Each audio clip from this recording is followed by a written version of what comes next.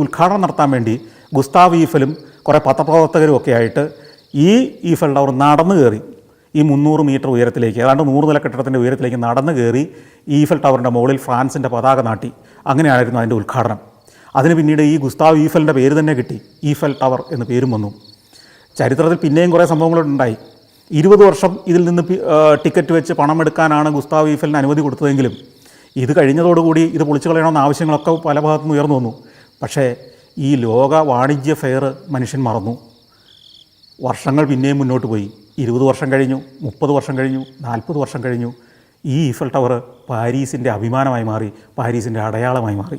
ഇന്നും പാരീസിലെത്തുന്ന ഒരു മനുഷ്യനും ഈഫൽ ടവറിൻ്റെ ചവിട്ടിൽ നിന്നൊരു ഫോട്ടോ എടുക്കാതെ മടങ്ങാറില്ല.